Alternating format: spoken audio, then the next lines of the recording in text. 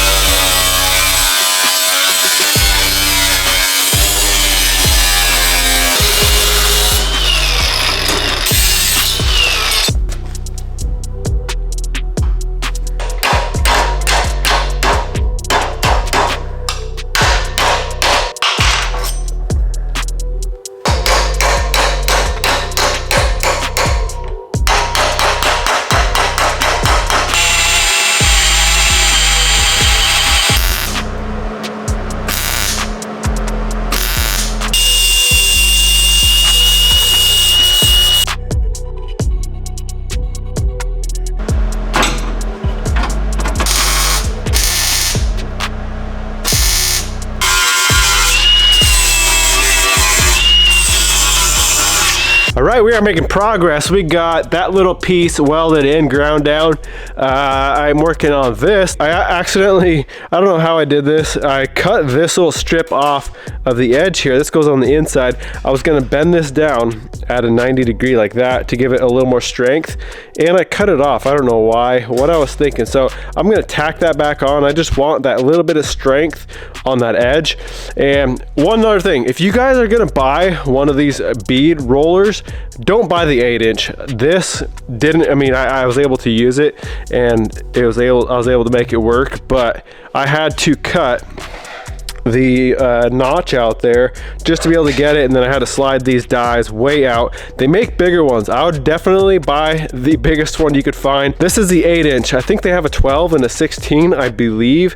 I would definitely go bigger. I did get it to work, but like I said, it was a pain in the butt. I had to come on one side, and then when I did the other side, I had to swap the dies around just to be able to get on this other side of this bead. So we got it. We are rolled there. You can see looks good. So let's weld this back on that little strip there, and then this tunnel is all cut out. But I think before I tackle that, I'm going to jump on the other side and cut the rust out and get that stuff replaced before I tackle this tunnel.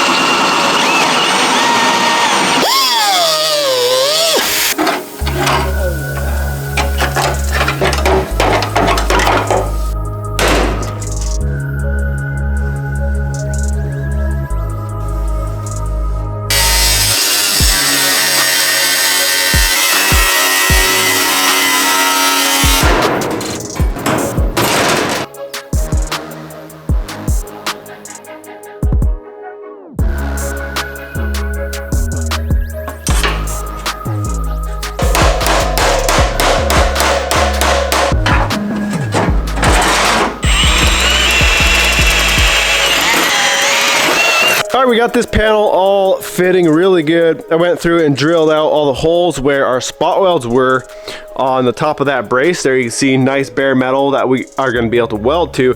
So we got that. A couple things I'm gonna do as I kind of go along. Internal frame coating. This stuff works really good. It's got this long hose with a little nozzle on it. You can stick up like into the pillar, down into like body lines where you can't really get to. So that's nice for that. This weld through primer is nice for, say, on the back side of here where we're going to weld to on top of that brace. Once this panel is welded in, we're not going to obviously be able to paint any of that. So the weld through primer protects all that bare metal in there. So we're just going to paint the back side of this panel here. We're not going to do the whole thing, just where we can't get to after it's painted.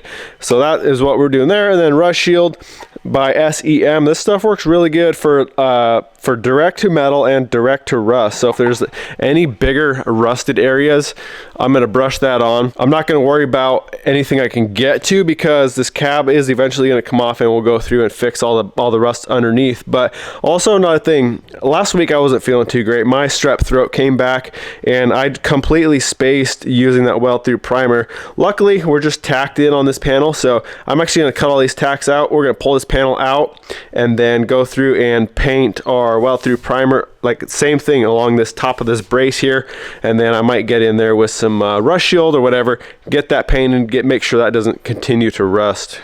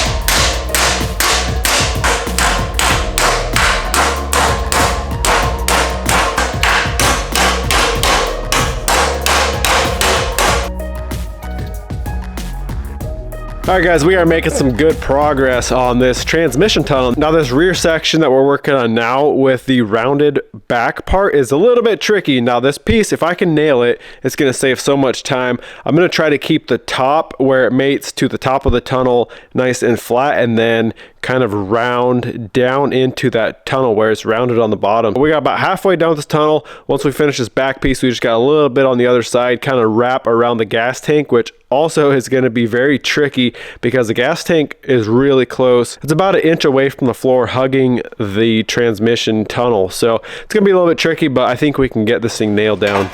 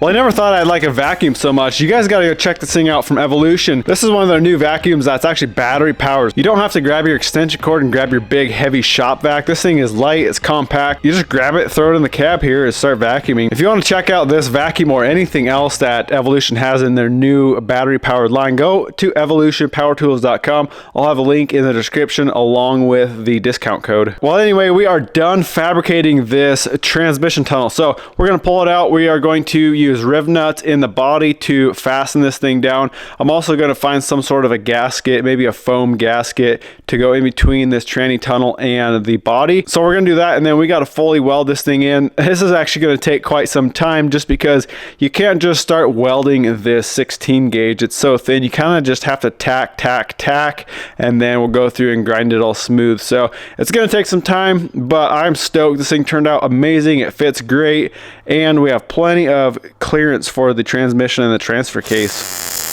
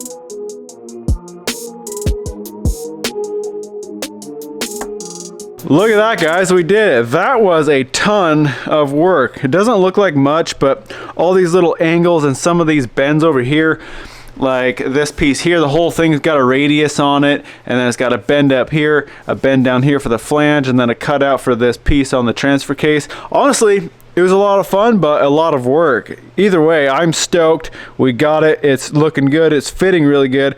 Like I said, I'll have to find some sort of like a foam gasket for this flange to kind of seal it in there, but it's really nice having this removable. That way, if I'm ever, you know, doing anything on the tranny or transfer case, I need that off. I just pull it off and you got access to everything. So we are good to go. I am going to call it a day on that. Well, I hope you guys enjoyed the video. We got a ton of transfer case room now. So once we get that adapter clocking ring, we can clock that transfer case up and we should have plenty of room. We're going to be a flat belly. There's nothing hanging down from the frame. So I am stoked about that. I'm just excited we had enough room inside the cab to make that tunnel, make the tranny fit. So we will have to redo probably one of the seat brackets. I think one of those mounted where that kind of tunnel comes over for the transfer case on the driver's side. So we'll have to remake a seat mount or two, but that's not a big deal. Well, that's it, guys. I hope you enjoyed it. Why don't you go smash that thumbs up button, comment, subscribe. We'll see you in the next one.